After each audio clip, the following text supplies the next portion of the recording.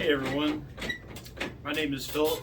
I'm a professional plumber and I work in North Carolina, Statesville. Been doing it for probably about 6 years. Today we kind of want to touch on some things that a homeowner should know, which would be the main cutoff for your house. Which, for our house, we're going to use our house as an example.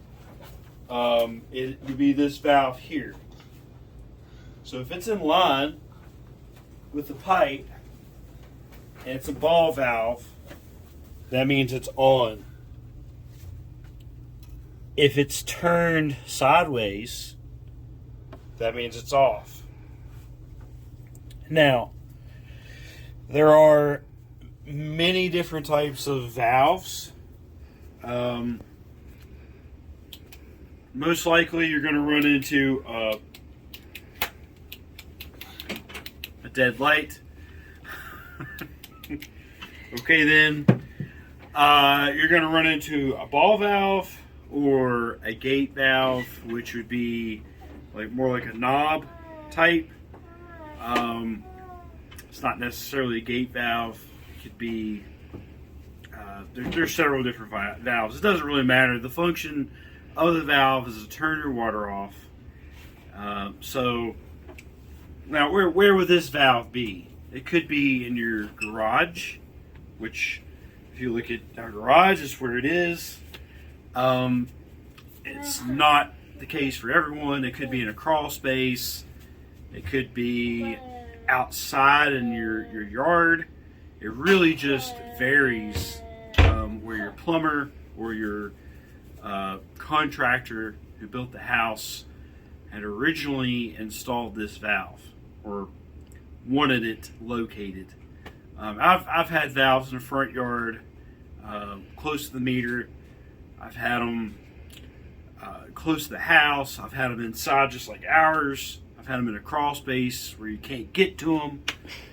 It's just nonsense. Something to think about with valves, because we don't know what kind of pipe that you might have. We have PEX. This is PEX up here. Somebody decided to paint it. Don't ever do that. It's dumb. This is copper, so copper to PEX. That's just our case. You might have all copper. You might have galvanized. It could be CPVC, it could be PVC. There's a number of materials. Those are the biggest ones that you might run into. As far as PVC or CPVC goes, be very gentle with those valves because they can break. We'll just say if this is CPVC, it'll be like a yellow color. You're going to want to grab that valve and then turn it. You don't want your pipe to move because it will break. And if it doesn't, you're lucky. That's probably the most brittle material on the planet. I don't know. But anyway, that's enough for main cutoff valves. That's most of your situations. It's not every situation. Some houses don't have a cutoff. Then you've got the meter. So your only way of cutting off the water. So if that's the case, let us know in the comments and we'll do a video on how to cut off your water at the meter.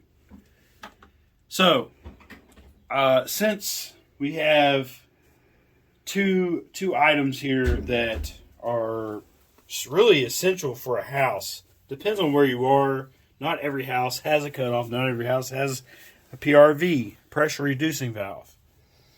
Sort of looks like a bell, if you will. What this gadget does, it knocks the pressure down from the city down to a pressure that your house can handle. So from the city, a lot of times, county, whatever kind of water you have, it's coming from the city or county. A lot of times your pressure is above 80 to 90 psi, which is too much for your fixtures inside. And a lot of times that's where you get your drips.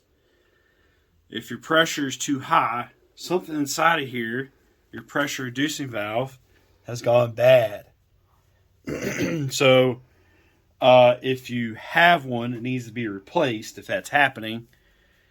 It's not always the case. You need to check your pressure. But that is if you have one. If you don't have one, you might just need to have one installed. So ours is after our main cutoff, which is proper. Sometimes you have two cutoffs, and that way you can isolate the valve and change it out when you need to. I mean, it's just a guessing game. When this thing goes bad, there's no guess. It could be 5 years, it could be 10 years, it might be 20 years. But like I said, essentially, it's here to knock the pressure down, and so you don't have drips or running water inside your house. So that's a pressure reducing valve. And again, that's another thing. It just so happens that we have our pressure reducing valve right after, well, not just after the cutoff, but in the garage. Sometimes they're out at the meter in a separate box. Sometimes they're up close to the house. The benefit of it being close, or at the meter rather, is that it's protecting your whole water line from basically the meter to the house. And that's important because if you've ever had water main problems, you know that the city, the county, whatever, water company does not take care of your side of the meter. That's the homeowner's responsibility. So it's unfortunate, but that's just how it is. So it's ideal for it to be out at the meter, but it's easier for a plumber to access it in a garage or crawl space or whatever. You definitely want to have it in a box, so that way you have access to digging it up and replacing it with a union. That's what this is.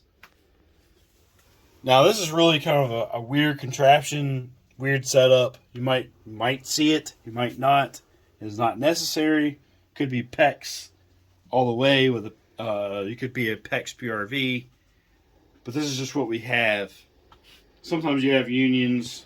You can undo the union on either side, remove it, and install a new one. That's kind of how that works. So again, that's main cutoff and pressure reducing valve. Those are the two things that we're covering today. If there's more that you'd like to know about a main cutoff or a PRV, there's a lot of different materials out there, different ways of doing it. Let us know in the comments. Maybe we'll do a video and show you a thing or two. So that's it for today. Let us know what you think.